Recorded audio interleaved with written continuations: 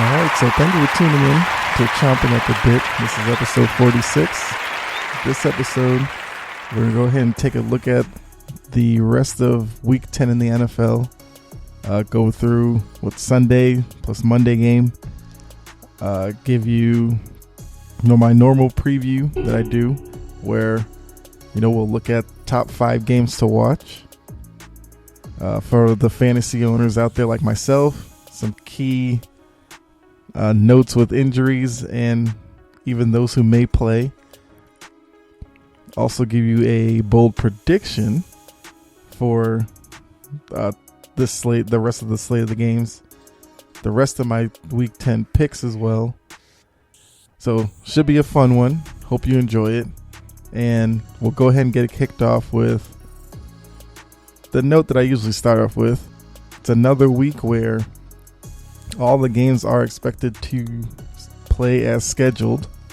So, since earlier in the season where they had the, kind of mini outbreak with COVID cases, the NFL has done a pretty good job of containing it to the point where haven't had any more situations of, teams flying out late, playing the same day, or having to actually move games to Tuesday or something like that. So that's definitely good news for the NFL.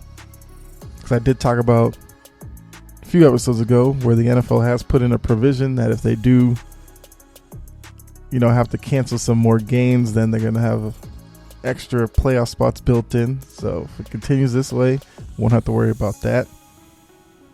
Big news overnight, though. The Bucs plane was delayed, headed to Carolina. They had mechanical issues, but everything turned out all right. The Bucs made the most of it. Had a team meal at the airport and had a team meeting. So they are scheduled to play Carolina today, 1 o'clock, which is, like I said, gonna happen. Will be interesting to see if the Bucs do come out a little sluggish because of that. Definitely something to watch for. And then, because the teams with byes this week are the Falcons, Cowboys, Chiefs, and the Jets. So, once again, if you had players on those teams in your fantasy team, you might want to go ahead and get those fixed before games get started.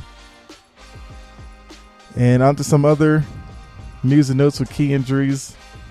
So Christian McCaffrey, who I'm sure a lot of people own, came back last week after missing several weeks with the ankle injury and being on IR and everything. Had a great game, but he's now out this week with a shoulder injury. So Mike Davis will get the bulk of the carries again. I mean, it's been a rough season for McCaffrey. He's a great running back, and when he has played this year, he's been great, but it's just been an injury-riddled season for him. Hopefully this shoulder injury isn't too bad, and he can, come back next week and hopefully finish out the rest of this season, as the Panthers are sitting kind of on the edge of playoff contention. They definitely would want to have McCaffrey back to try to make a late season run at, a late, like 6-7 playoff spot. Kyle Allen, of course, is out with his leg injury from last week. So Alex Smith will get the start. And Dwayne Haskins, the young quarterback who's kind of fallen out of favor in Washington, will be the backup. So there's a chance we could see Haskins play today. But, still a great story with Alex Smith. Hopefully he can have some success there. So we'll see with that. Joe Mixon, the running back with Cincinnati, out with a foot injury. So the carries will be falling on Gio Bernard. The Bengals have a tough matchup against the Steelers. And we all know Steelers have that tough defense. So it's going to hurt not having Mixon. And that's just another weapon taken off for Joe Burrow. And, it's going to be a struggle for him in Pittsburgh, but Burrow has played well, so maybe he can overcome it and, come up with a big upset. Seattle has their backfield issues again, as both Carlos Hyde and Chris Carson are out again. And we saw last week when they played Buffalo, they had 0 running game, and then everything was put on Russell Wilson's shoulders and he couldn't pull it out. So now they have to deal with it again. Maybe they have a different plan with it being the second week. So maybe they've planned a little better for it, gotten their other 2 running backs, the third stringer and the guy off the practice squad. Maybe they got them more prepared to play better today. And then another big one is Calais Campbell. You know, the Sunday night matchup with the Patriots and Ravens. So Calais Campbell, the big D lineman for the Ravens, he's out. And with a game where the weather may be affected and it could turn into a running game, Campbell being out for the Ravens is good news for the Patriots. Now, Patriots are still, big underdogs in that game, but not having Campbell getting in, Newton's face or plugging running lanes is definitely a good news for the Patriots running game. And if Cam Newton is going to have any success throwing the ball, Calais Campbell was a guy that he'd have to look out for. So that threat is not there today. But so those are some of the key injury notes going into today. So with all that taken care of off the field, let's go ahead and take a look at the top 5 matchups to watch both today and possibly the game tomorrow. And for me, the number 5 matchup, Bengals at Steelers. If you've been listening to me on here, I have been thoroughly surprised with the young quarterbacks in the league today. Joe Burrow is no different, and I do want to see Burrow up against that Steelers defense. And Burrow has had kind of a reputation of being able to cover the spread even against tough teams. And he's been tough back there, so I'm sure the Steelers may get some good hits on him and may rattle him a little bit, but I'm expecting him to be able to make some plays against the Steelers in the passing game.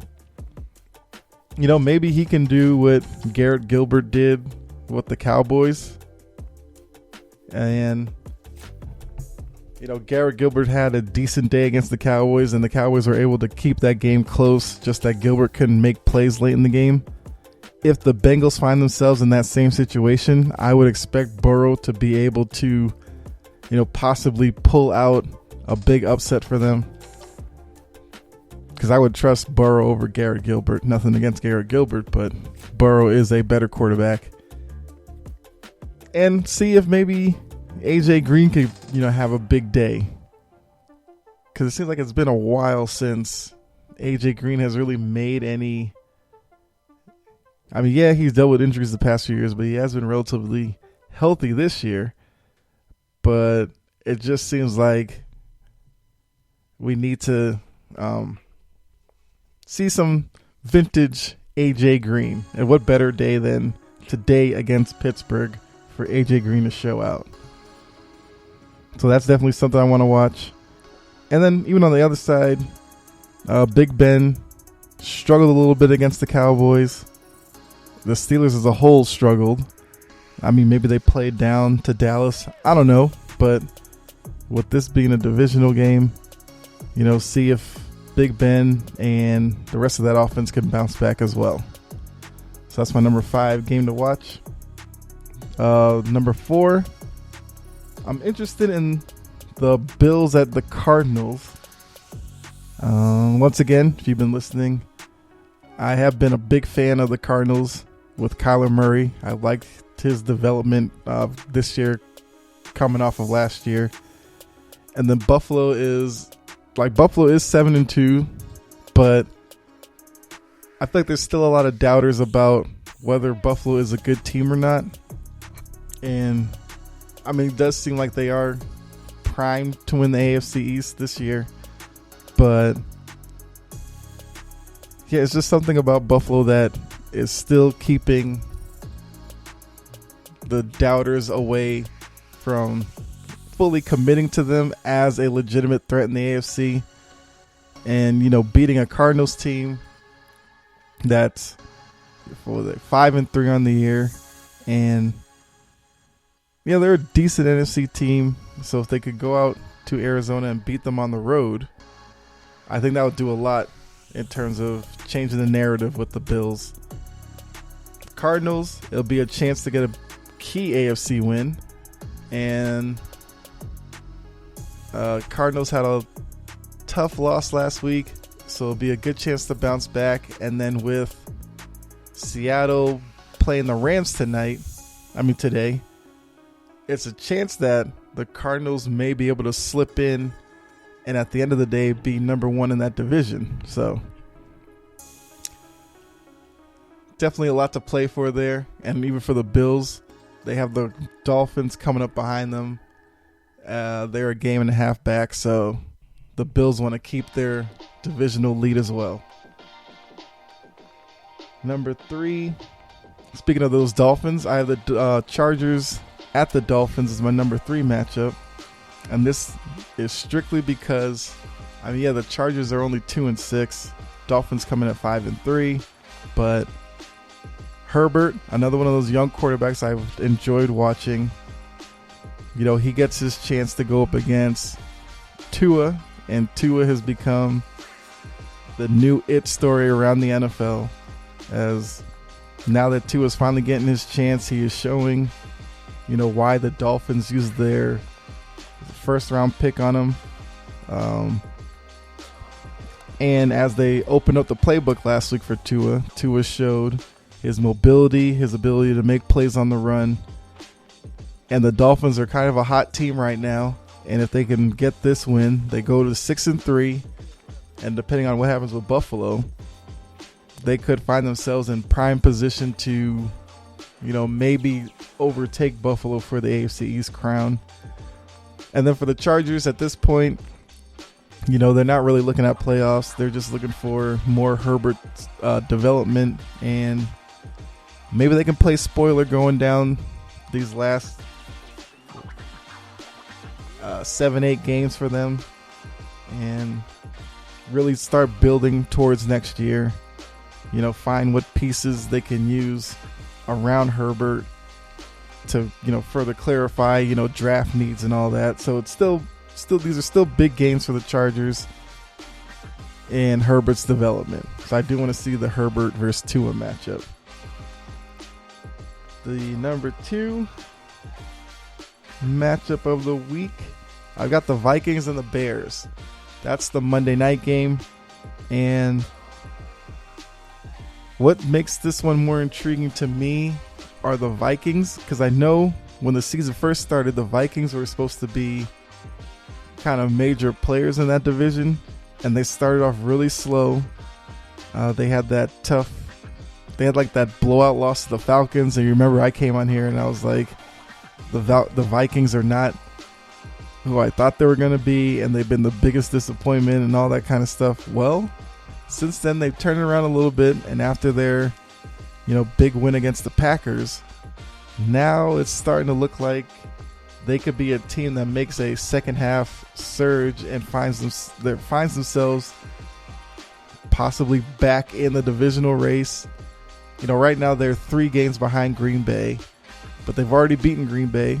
They have another matchup coming later in the year. And with the Bears are ahead of them. So the Bears are 5-4.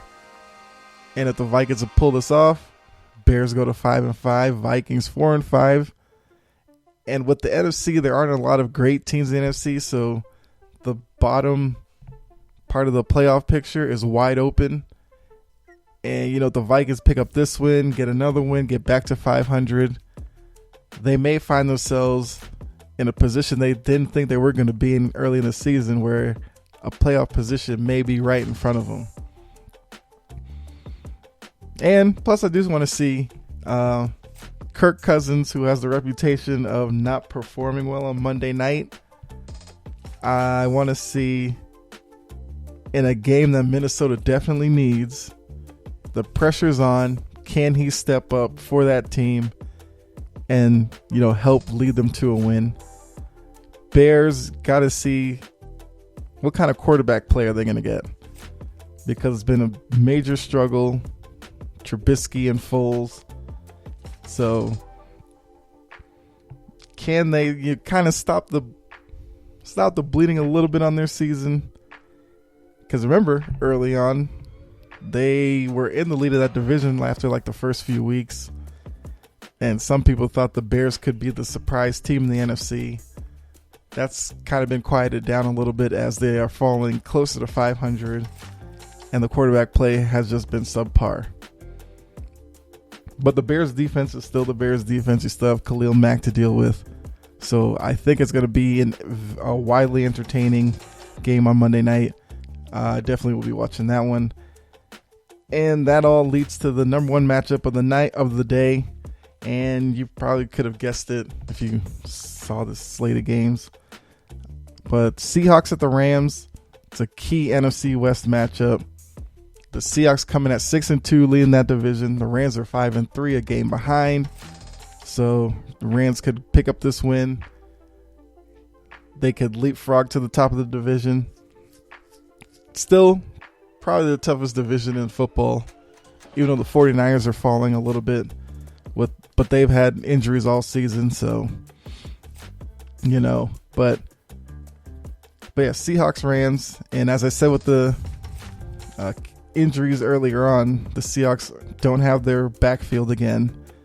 So can Russell Wilson put that team on his shoulders, jump in the phone booth, come out, be Superman for them, and beat a tough Rams team, which, is definitely kind of slowly trended upwards towards where they were a few years ago, where they were a Super Bowl team. And then for the Rams, you have Jared Goff. Can he, in his home stadium, get a big win against a Seahawks team that is going to throw everything they can at them? And the Jalen Ramsey, DK Metcalf matchup is an intriguing one, because we've seen Metcalf. He's a freak of nature at wide receiver. Jalen Ramsey's a guy who likes to talk and likes taking on the challenge of the top receiver on the other team. So that's a matchup that's going to be incredible to watch. The two of them are going to have words with each other, may get a little chippy. Not say it's going to be like Odell Beckham and Josh Norman type, where, they would just sit there and try to beat on each other. But I think it's going to be a great little cat and mouse game between Metcalf and Ramsey.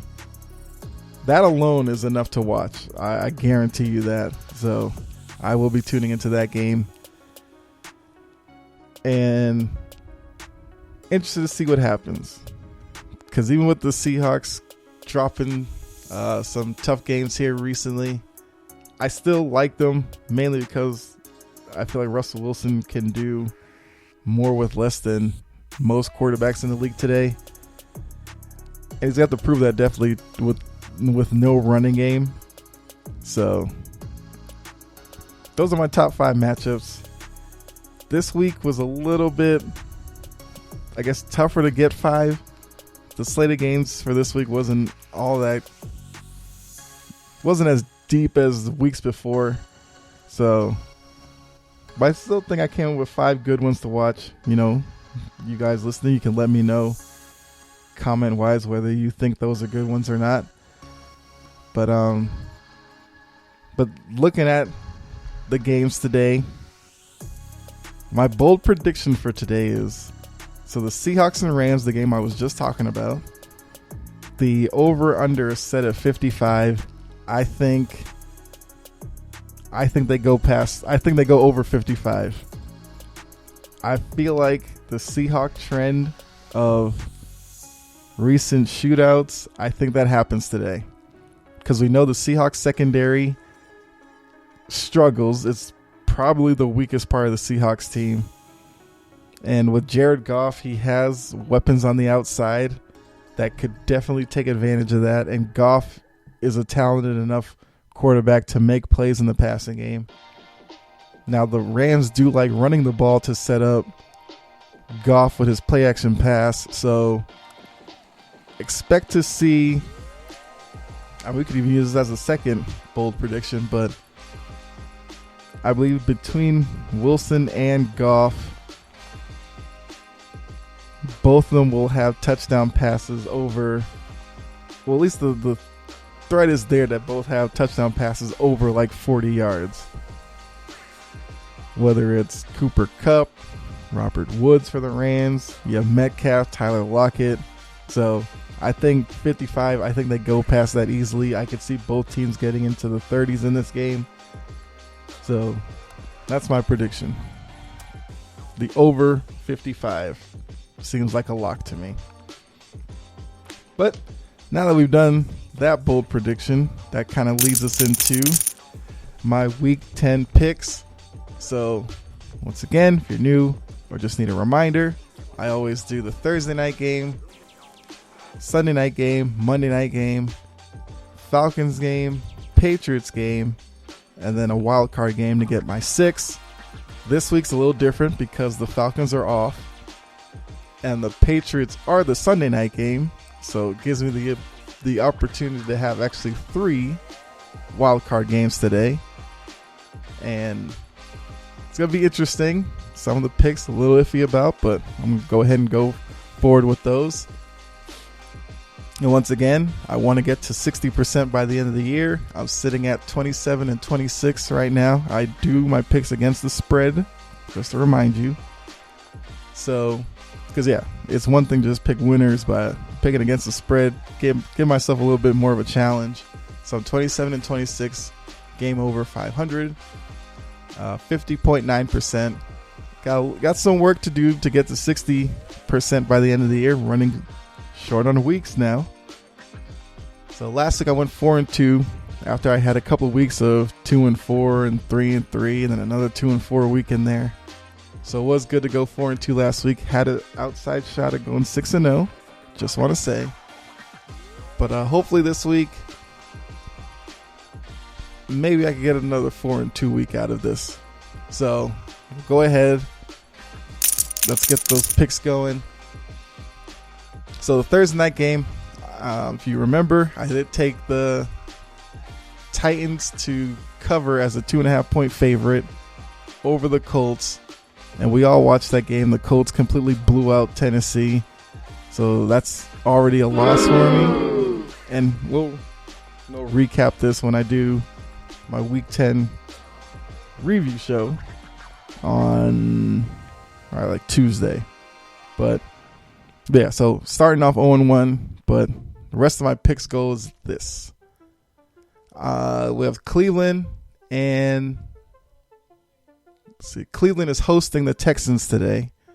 Cleveland is a 3.5 point favorite at home. I'm taking Cleveland to cover in this matchup. I think we all know that Houston's been bad this year, and even without Odell Beckham, I think Baker Mayfield with Jarvis Landry, Austin Hooper, Nick Chubb is back. I believe I saw that Nick Chubb is back off of IR with his early season injury. I think that's helped tremendously for them because Nick Chubb was having a great year on the ground before he got hurt. So hopefully he can come back, get back to that early season form. And I think Cleveland can definitely cover easily against the Texans. Texans are, they're pretty much a dumpster fire this year. So, and it's tough to see because I am a fan of Deshaun Watson. But yeah, he's going to take that L for this year. And just hopefully he can come back next year. But give me Cleveland in that matchup. Next one, Tampa Bay, Carolina. So Tampa Bay is traveling to Carolina, and Carolina is the 5.5 point underdog in this matchup at home. So once again, the spread is always attached to the home team. So that's the way I kind of introduced them on here. But I'm taking Tampa Bay as the road favorite to cover against Carolina, even though they got in late. But I think after that tough loss last week to the Saints, that Tampa Bay is going to want to come out with a lot to prove to try to regain, their place atop the NFC South and try to regain themselves as maybe the dominant force in the NFC. Plus another week of Antonio Brown being able to practice. He should fit better with the offense this week. So I would not be surprised to see Tampa Bay go out there and put up a big number, 30 plus. So give me Tampa Bay in that matchup. Fourth matchup, it's the Cincinnati and Pittsburgh game. So this one, maybe a pick that a lot of you may not agree with. Pittsburgh comes in, last undefeated team. So they're 8-0. They got Cincinnati, that's 2-5-1. Pittsburgh, 7.5 point favorite at home. That's a big thing, at home. But something in my gut is telling me that Cincinnati's going to find a way to cover in this matchup. Not saying they're going to win the game, but like I said before, I think Cincinnati will do what Dallas did and keep this game really close late. And who knows, Burrow may have the ball in his hand with a chance to pull the upset. So I'm taking Cincinnati in this one to cover. Pittsburgh, for all their dominance, doesn't really seem like a team, at least this past few weeks, that is able to go in and just completely demolish teams. I saw a lot in that Dallas game that I did not like. Like I said, maybe they were just playing down to Dallas, looking past them. But then again, would you be looking past Dallas to Cincinnati? I doubt it. So it could just be that maybe Pittsburgh's getting a little bored, sitting at 8-0, look like they're going to make the playoffs easily. Maybe they're taking their foot off the gas a little bit. And I think Cincinnati is a team that will be able to take advantage of that and, have Steelers fans really sweating today. So I'll take the Bengals in that one to cover. Now on to the primetime games. We have the Sunday night game. Baltimore traveling to New England to face my Patriots. Baltimore comes in at 6-2. New England, we all know, struggling this year. They're 3-5. Reports are weather could be a factor with wind and some rain maybe. Which maybe that helps because with Lamar Jackson and his ability at times to throw wobbly passes, that's the last thing you want to do in bad conditions. So maybe it turns into a time of possession game, run game, defense type game. So maybe it ends up being low scoring, which I think definitely favors in New England's, it definitely works in New England's favor. Now, usually with these picks, I've been a homer most of the year, taking New England in a lot of these matchups. I think for the first time, I'm going to have to go with Baltimore in this one. I just don't see... One, New England has like 20 players on the injury report. So I don't even know what kind of team New England's going to field tonight.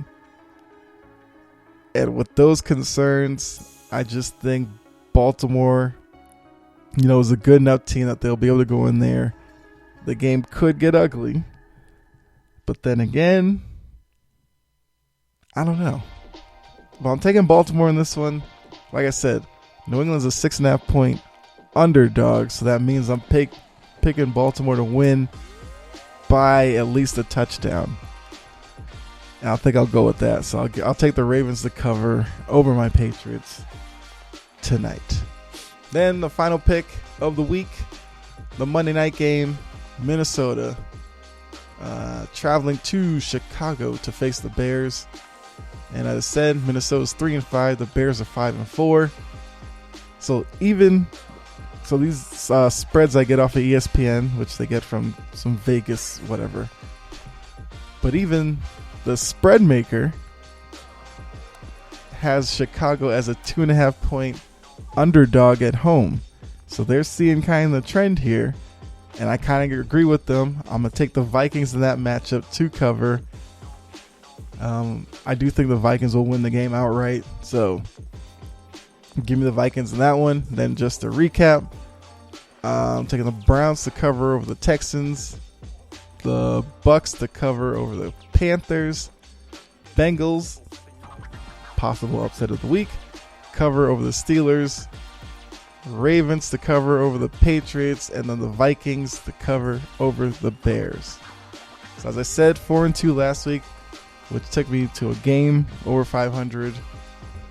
I'm hoping, and I did tell you I did lose my first pick with the Titans and the Colts, so that means I would need to go probably 4-1 today to salvage the week. Once again, when I do the Tuesday show reviewing week 10, we'll go over the picks as well, see how well I did. So hopefully I can have a good week, and if you have been possibly taking advantage of these picks, hopefully I could do something for you as well. But yeah, that's my look at week 10. It's gonna be a great week.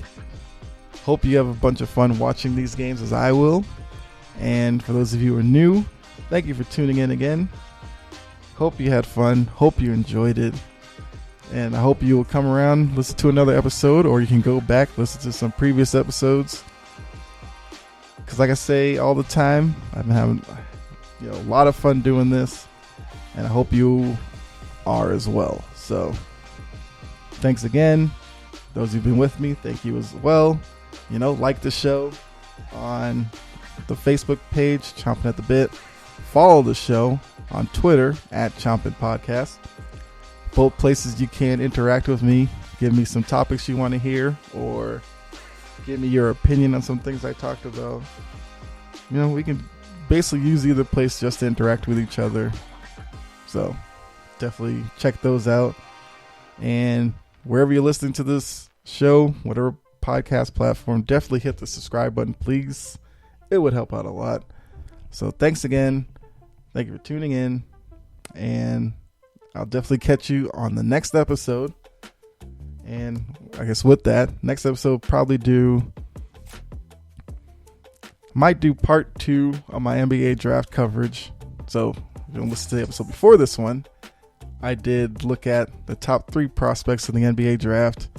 So the next episode, I might look at 3 other prospects whose names you will hear early and give you the same analysis and breakdown that I did with the first 3. So check that. So be prepared for that one to come out.